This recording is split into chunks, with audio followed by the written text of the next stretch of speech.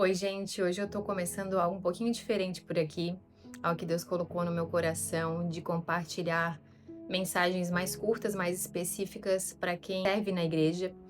E hoje eu vou começar essa série de mensagens que se chama Liderança, com uma passagem que sempre falou muito ao meu coração, que está lá em Êxodo 32, quando fala do bezerro de ouro, né, na liderança ali de Moisés e Arão. E se você puder, pegue a sua Bíblia, de preferência de papel, caneta, caderninho aí para anotar o que Deus falar ao seu coração. Amém? Eu vou ler aqui no capítulo 32, a partir do versículo 1 mesmo. Quando o povo viu que Moisés demorava a descer do monte, reuniu-se ao redor de Arão e disse: Tome uma providência, faça para nós deuses que nos guiem.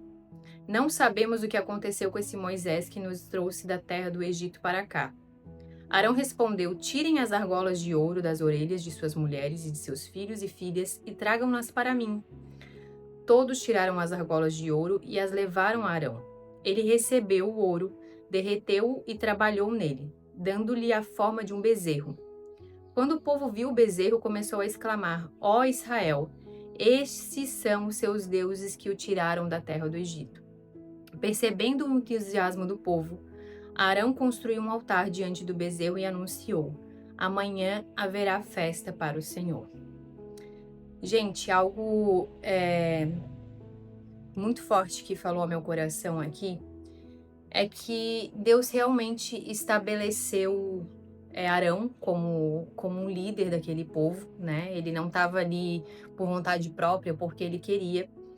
E assim que Moisés é chamado ao Monte Sinai para receber lá os mandamentos do Senhor, ele deixa Arão como responsável. Só que Deus, ele estabeleceu princípios de ordem, né, em toda a Bíblia. E ali ele tinha uma posição, Arão tinha uma posição, um dever, que era ser porta-voz de Moisés, ou seja, aquilo que Moisés recebia de instrução, ele passava para Arão e Arão comunicava ao povo. Arão não tinha, por exemplo, uma responsabilidade de comunicar algo por conta própria, digamos assim. Ele tinha uma responsabilidade, um chamado de ser porta-voz. E nesse momento aqui, ele não estava fazendo algo errado, ele estava na posição de líder. Moisés disse para o povo procurar Arão, só que o que ele deveria ter feito era simplesmente replicar aquilo que ele já tinha recebido, né? Aquilo que ele já tinha recebido de direcionamento, de ordem, e replicar ao povo, principalmente em relação à idolatria.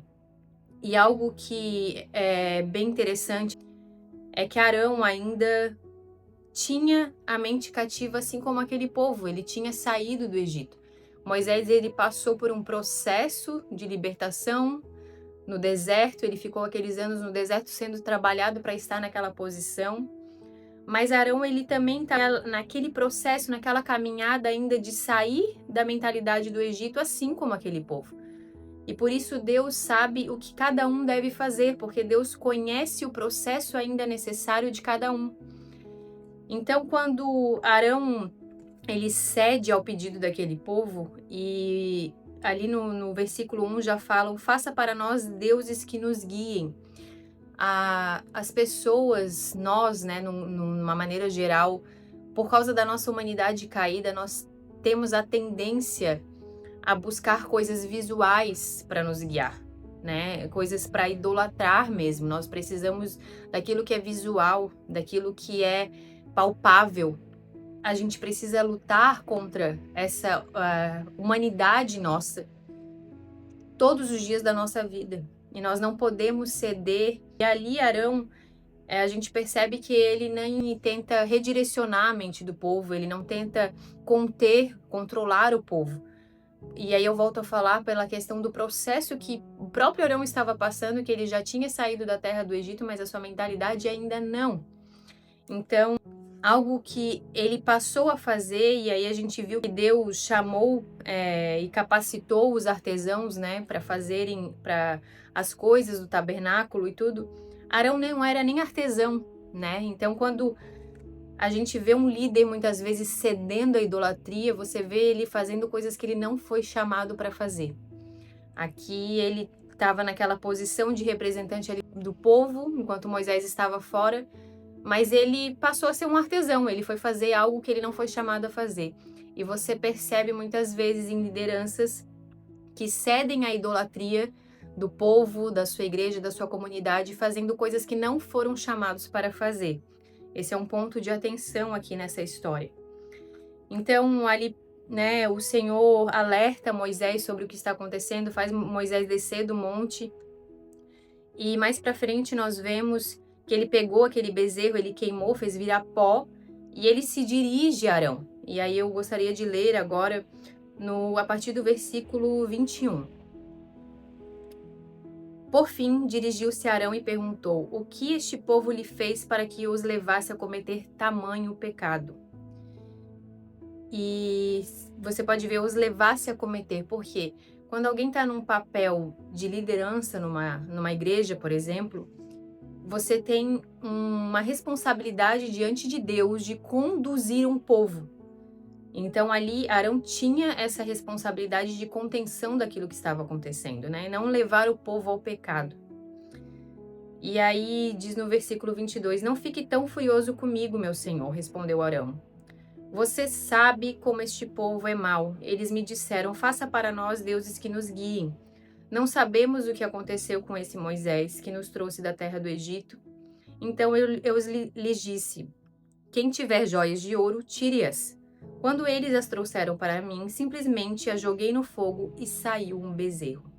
Um outro ponto aqui sobre a liderança que cede à idolatria.